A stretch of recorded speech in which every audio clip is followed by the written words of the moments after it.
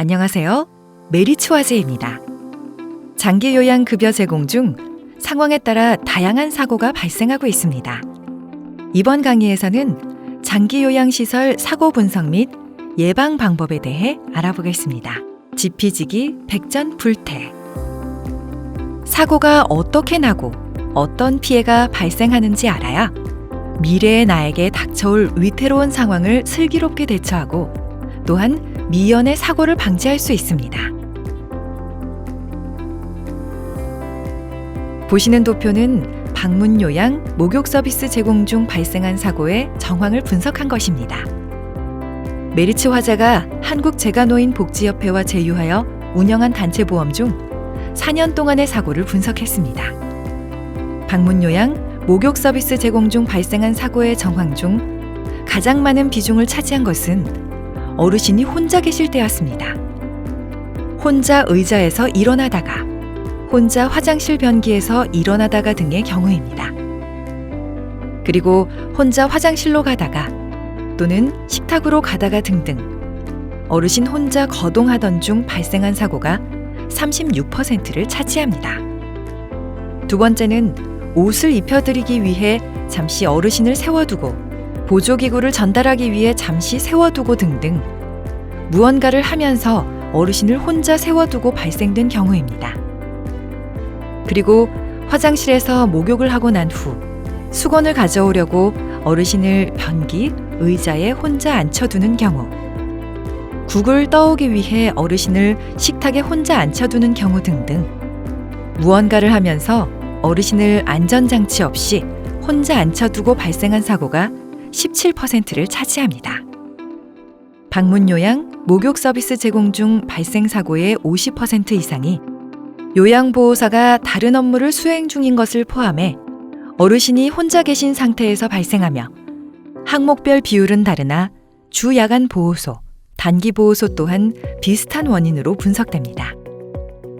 또한 사고의 정황이 잠깐 다른 일을 하려고 하던 중 부주의로 발생된 사고가 70% 이상을 차지합니다. 결국 사고는 잠깐의 부주의와 어르신이 혼자 계실 때 발생할 확률이 높다는 것을 보여줍니다. 항상 주의를 기울이며 알고 있는 안전수칙을 다시 한번 상기시킨다면 사고를 미연에 방지할 수 있을 겁니다. 이번에 보시는 도표는 보시는 바와 같이 사고 유형별 발생 건수를 보여주고 있습니다. 발생 사고의 64%가 요양보호사의 업무 수행 중 행위에 기인한 것으로 나타나고 있습니다. 즉, 요양보호사의 케어 이후 발생한 사고보다 부축, 체위 변경 등의 직접 케어로 인한 사고 발생이 많다는 것을 알 수 있습니다. 또한 발생 사고의 70%가 어르신의 자택 내에서 발생하는 것으로 나타나고 있습니다. 보시는 그래프는 사고 유형별 발생 건수를 보여주고 있습니다.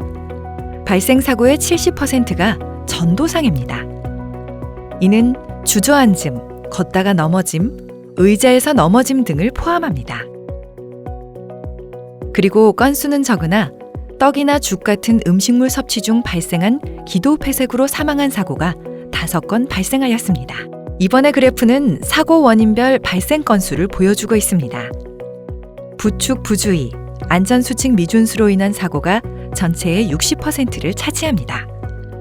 이는 부축하여 거동 중 휠체어 또는 침상에서 화장실로 이동 시 등을 포함합니다. 또한 피해자가 혼자 있다가 혹은 요양보호사의 시야에서 벗어난 결과 발생한 사고는 16%를 차지합니다.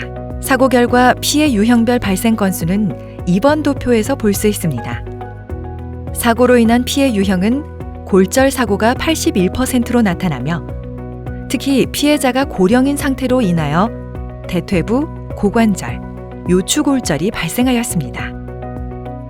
골절상 관련 피해의 평균 손해액은 다발성 골절 1,050만 원, 고관절 골절 950만 원, 두부상해 900만 원, 대퇴골절 820만 원 순입니다. 마지막으로 사고별 손해액을 살펴보겠습니다. 사고에 따른 손해액은 평균 615만 원으로 나타나며 1천만 원 이하의 사고가 83%를 차지합니다.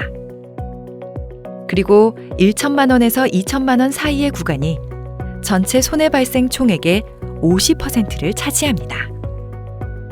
결국 방문 요양 목욕 서비스 제공 시 잠깐의 부주의와 어르신이 혼자 계시게 할 때 주로 전도 사고로 대퇴부 골절, 고관절 골절, 요추 골절로 이어지며 이로 인해 피해자에게 평균 615만 원 상당의 민사상의 배상 책임을 지는 것으로 종합해 볼 수 있습니다. 이번에는 어르신들이 잠시 들려가시는 단기 보호소, 주야간 보호소의 사고를 보겠습니다. 시설 내의 사고는 생활실과 공용 공간에서 발생한 사고 빈도가 높습니다. 어르신들이 움직이는 상대적으로 많은 공간에서의 사고가 발생 확률이 높으며 침상, 화장실 등 요양보호사의 케어로 인해 통제가 가능한 곳의 사고 발생 확률은 상대적으로 적었습니다. 보시는 그래프는 사고 유형별 발생 건수를 보여주고 있습니다. 앞에서 보신 방문 요양, 목욕과 비슷한 모습을 보이고 있습니다. 그래프를 보면 전도상이 가장 많습니다. 다음을 보시죠. 사고 원인별 발생 건수 그래프 또한 방문 요양, 목욕과 비슷합니다. 이번에는 사고 결과 피해 유형별 발생 건수 그래프입니다. 앞에 방문 요양, 목욕과 비슷합니다. 단기 보호소 사고별 손해액을 살펴보겠습니다. 사고에 따른 손해액은 평균 640만 원으로 나타나며 1천만 원 이하의 사고가 90%를 차지합니다. 주야간 보호소 또한 대동소이합니다.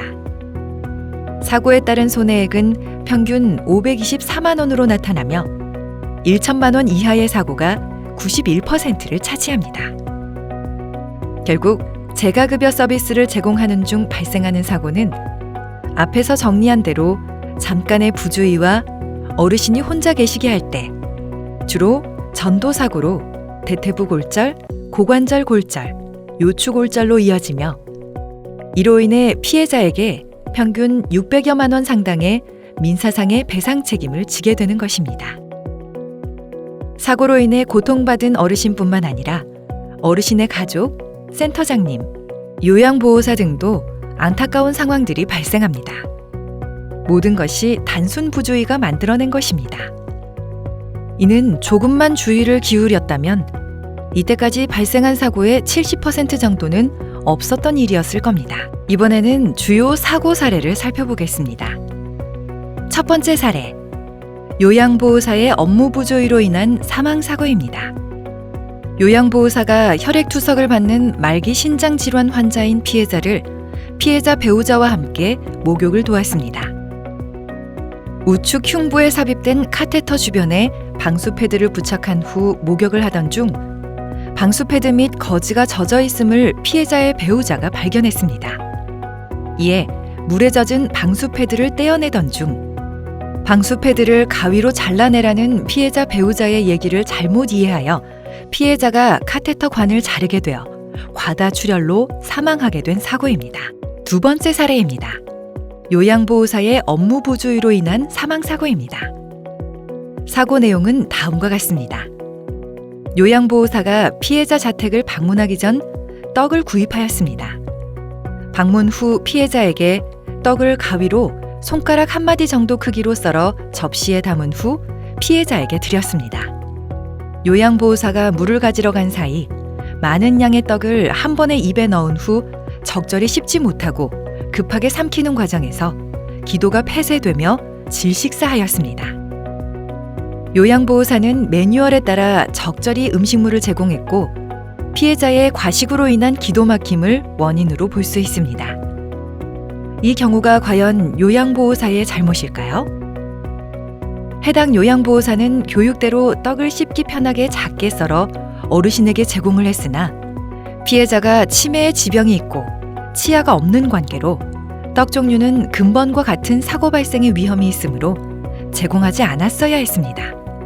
그리고 제공 시 물 등으로 먼저 목과 입안을 축일 수 있도록 조치해야 했으며 먹을 때 자리를 비우지 않고 음식을 한 번에 많이 먹지 않도록 옆에서 지켜보며 보호, 관리했어야 하나 그러지 못하였습니다. 이에 대한 업무상 과실이 인정되는 것으로 판단됩니다. 다만 피해자 본인의 신체 상태 및 치매 등 기왕증이 본 사례의 사고 발생 및 손해 확대에 기여한 점은 분명하므로 이러한 체질적 소인 및 유사 판례 등을 고려하여 요양보호사의 책임은 70%로 제한하는 것이 합리적일 것입니다. 그러면 어떻게 해야 배상 책임 사고를 예방할 수 있을까요? 업무 수행 주체의 사고 예방 원칙을 알아보겠습니다. 요양보호사는 요양보호 업무 현장의 1차적 보호자이며 감독 의무자로서 안전배려 의무를 철저히 해야 합니다. 또한 안전관리 수칙 준수와 사고 발생 시 대응법에 대한 주기적인 훈련이 필요합니다. 설장은 요양보호사에 대한 관리자이며 감독자로서 요양보호 업무 수행 시 발생 가능한 위험과 이에 대한 대처 교육, 요양보호사의 관리 감독을 철저히 하여야 합니다. 즉, 안전수칙, 업무수칙 등을 강조하고 준수하셔야 합니다. 주요 원인별 사고 예방법을 살펴보겠습니다. 식사, 음식물 제공 시에는 영상에 있는 기본 원칙을 지키시면 됩니다. 침상 위의 어르신을 휠체어로 옮길 때 또한 마찬가지입니다. 가장 쉬운 것은 요양보호사 자격증 기출문제에도 수록된 사고 예방법을 기억하세요. 대상자를 들어서 옮길 때마다 허리 통증과 경련이 자주 발생한다. 이때 부종이 생기지 않도록 하기 위한 치료 방법은 정답, 냉찜질입니다. 식사 제공 시 대상자가 침대에서 일어나거나 앉을 수도 없는 경우에 올바른 침대머리 높이는 정답, 침대머리를 약 30에서 60도 높인다. 침상 목욕 돕기 시 실내 온도와 목욕물의 온도는 정답, 22에서 24도씨, 39에서 40도씨. 지피지기 백전불태. 이제 사고가 어떻게 발생하는지 알았으니 조금만 더 주의를 기울여 앞으로는 사고를 예방하도록 노력해야 하겠습니다. 감사합니다.